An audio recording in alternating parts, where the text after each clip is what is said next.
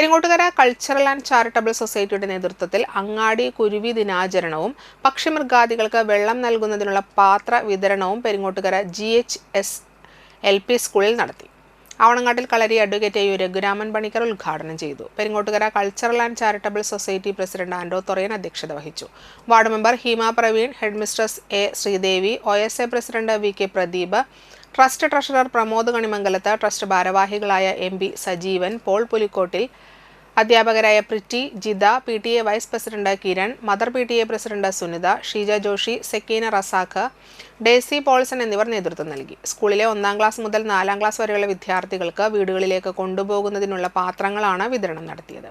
പ്രകൃതി സംരക്ഷണത്തിന്റെ ഭാഗമായി പ്രകൃതിയിൽ അലിയുന്ന മൺപാത്രവും ചകിരി കയറുമാണ് വിതരണം ചെയ്തത്.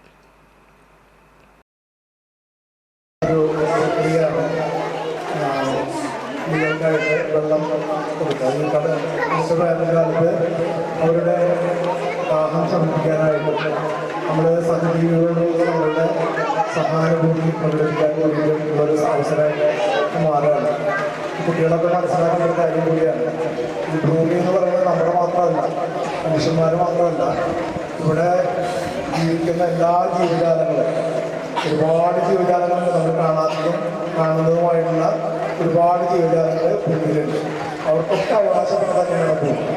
അപ്പോൾ അവർക്ക് ഏറ്റവും അത്യാവശ്യമായിട്ടുള്ള ഭക്ഷണം കൊടുത്തുകൊണ്ട് അവരെ പരിപോഷിപ്പിക്കാനും നമ്മളോട് ചേർന്ന് നിർത്താനും ഈ നമ്മുടെ പരിസ്ഥിതി നിലനിർത്താനുമായിട്ട് ഉള്ളൊരു സംരംഭത്തിൻ്റെ ഭാഗമായിട്ട് ചെയ്യുന്ന ഇന്നത്തെ ഈ ചടങ്ങ് വളരെ മനോഹരമായിട്ട് നിങ്ങളുടെ പ്രിയപ്പെട്ട പുതിയ തലമുറകളുടെ മുമ്പിൽ ഒരു